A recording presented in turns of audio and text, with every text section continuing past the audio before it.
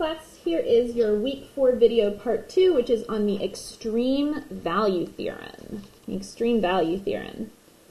Okay, the extreme value theorem tells us that continuous functions on closed intervals, that means their endpoints exist, must have an absolute maximum and an absolute minimum on that interval. As a reminder, the absolute maximum just means the highest point overall, and the absolute minimum then is the lowest point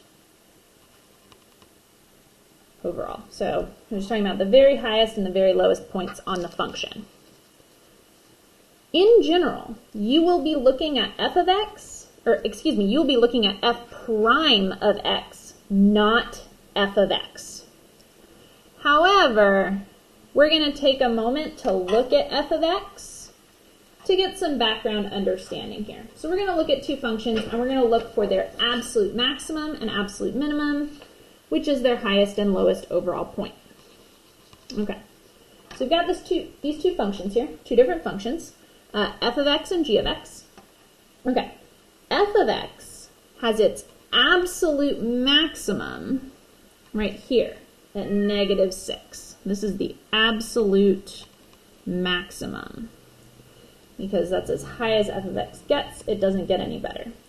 This guy right here at 5, that's a relative maximum or local maximum, but it's not the highest overall place. The absolute minimum of f is going to be right here, which is at x equals 2. The minimum value is -4, which is the lowest point it gets. And this is an absolute minimum.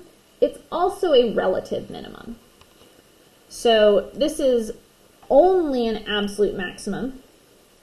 And this is an absolute minimum that's also a relative minimum. Take a moment, pause the video, and I'd like you to try to find the absolute maximum and minimum over on g of x there. So you should have paused the video by now. The absolute minimum, the lowest point on g of x, is going to be right here. This is not a relative minimum. A relative minimum needs two sides. This just has one side. It's just the lowest place. And then the absolute maximum is going to be right here at x equals 4, which is the highest place on the function. Okay, so we should see that absolute mins and maxes just mean the highest or lowest place, and they can occur either at the end of the function, it could have occurred here but it didn't, at the endpoints, or at a place that is also a relative max or min. So a place where the function has a trough or a peak and relative max or min. Okay, so we're going to go back to our notes. The absolute max or min can only occur at critical points or at end points. That's very important, and you ought to write it down. The absolute max and min can only occur at critical points or at end points. Critical points are going to be those relative max or relative min, the ones with two sides, and they're places where f prime equals 0 or undefined if you've got like a corner. So critical points or end points, which would be a and b. To find extreme values of function f of x on a to b, we use something called the candidates test. The candidates test. There's 3 things we have to do to make the candidates test happen. First, we have to set f prime equal to 0 and solve for x. That's finding those critical points. Next, that's step 1. Step 2, we have to make a table of values. The table of values needs to include the x's you just found, i.e. the critical points, and the end points, which in this example are a and b. we're going to make a table. It's going to be like an XY table. We've got X, and we need A, we need B, and we need however many critical numbers we might have in the middle between them. After we make our table, we have to plug the values of X into the function f of X, not f prime. We're plugging values into f because our goal is to see which value is biggest or smallest. And so this column is going to be f of X, and so that's going to be how we do the candidates test here. So let's do an example. You should recognize this problem from the previous video. All right, so we've got this function. We've got this function f prime of x. The function f is differentiable on -6 to 5 and satisfies the condition f of -2 equals 7. The graph of f prime, the derivative of f, consists of a semicircle and 3 line segments shown in the figure above. Find the absolute minimum value of f on the closed interval -6 to 5.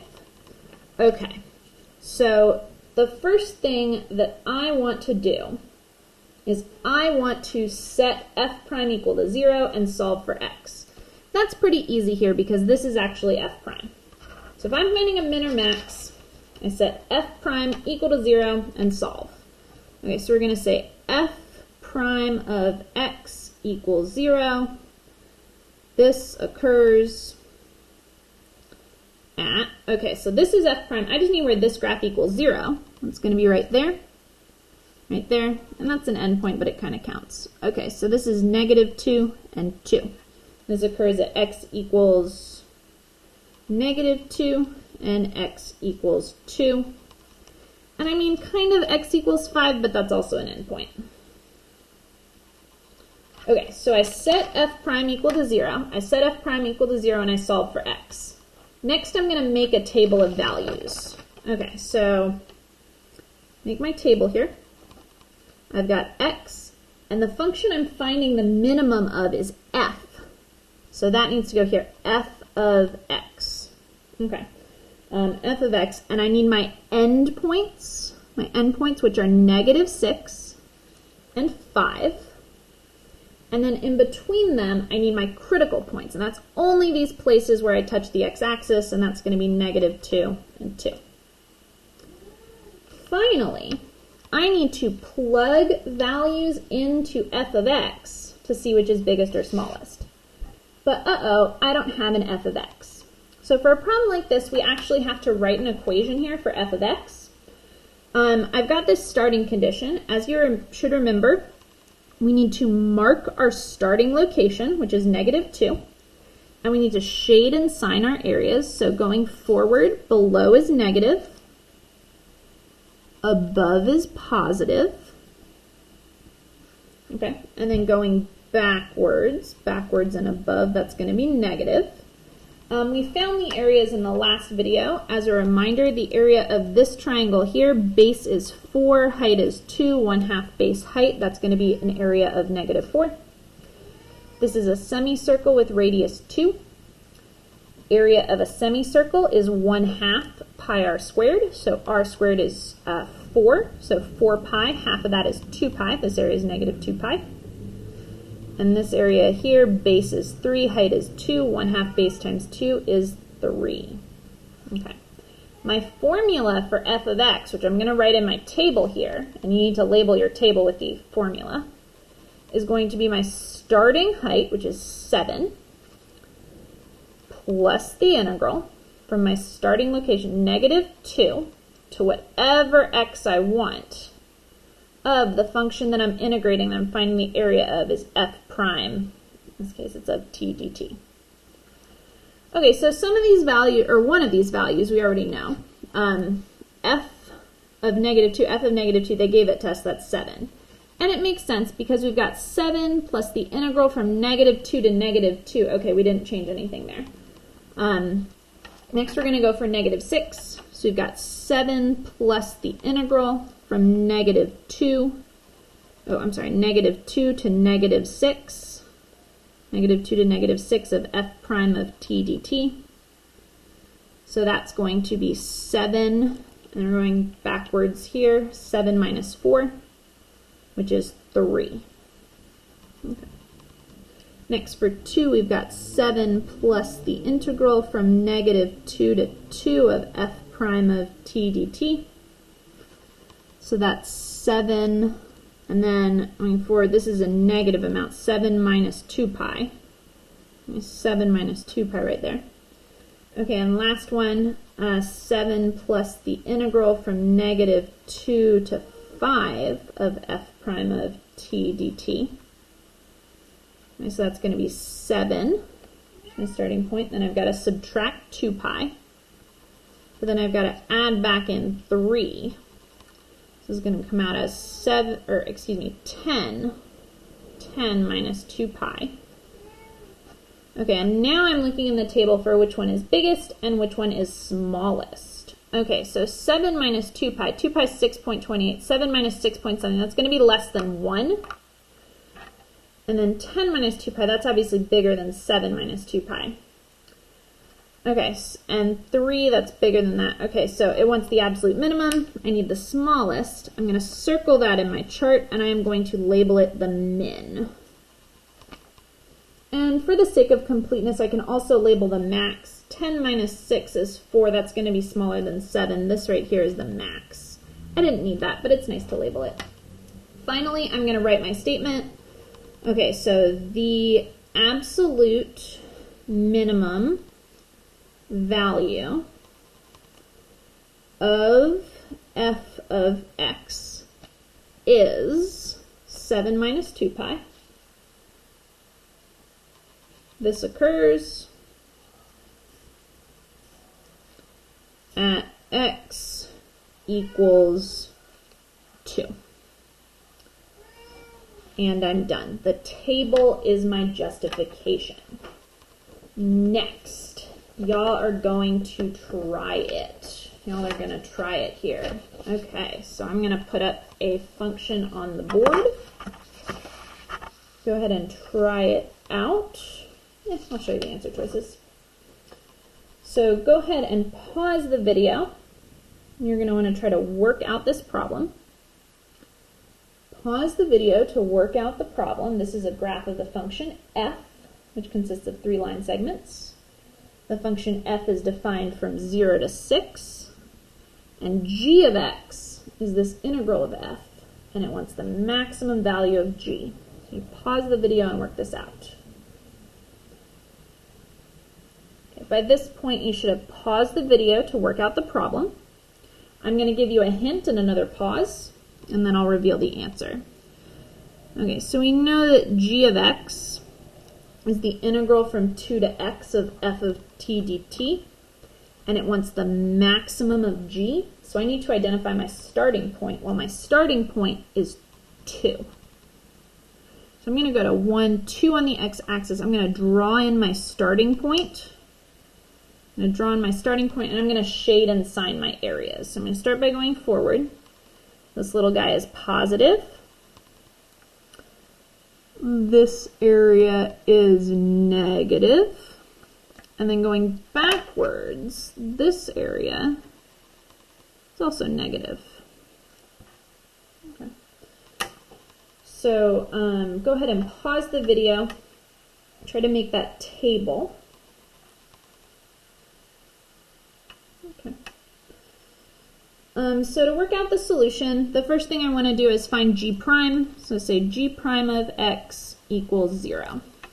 Okay, well this is g of x. I need g prime of x. Oh, but that was our first lesson today. I need to do a derivative of the integral. So the derivative of the integral from 2 to x of f of t dt, well, that's just f of x. So g prime of x is f of x. And so we have to find where f of x equals 0. Okay, f of x equals 0. This is f equals 0 at 3. This occurs at x equals 3. Okay, next I'm going to make a table of values. I'm going to make a table of values. So I've got x, and I'm finding the max of g, so I need g of x. And they gave me an equation. It's the integral from 2 to x of f of t dt. I need my end points, which in this case are 0 and 6. And I need any critical points, and that's only just 3 there. Okay, so now I'm going to plug in these values. I need g of 0. G of 0 is the integral from 2 to 0, of f of t dt. Okay, well I can get that from the chart. Okay, so I'm starting at 2. I'm going from 2 to 0.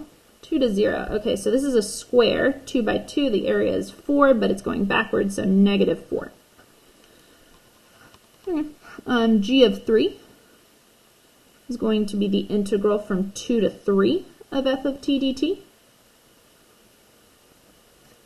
Okay, so that is this area here, this little triangle. Base is 1, height is 2, 1/2 base height. That is going to be 1. So, well, there is 1, it's positive. Okay, g of 6 is going to be the integral from 2 to 6 of f of t dt. Okay, so that's all of this area here. We already established that this guy is 1.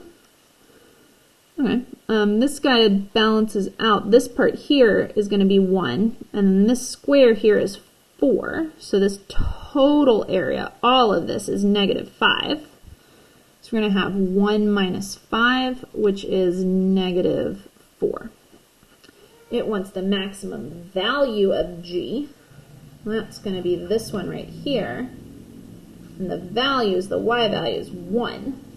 That's answer B. All right, you guys have an assignment on Google Classroom. Thank you so much for watching.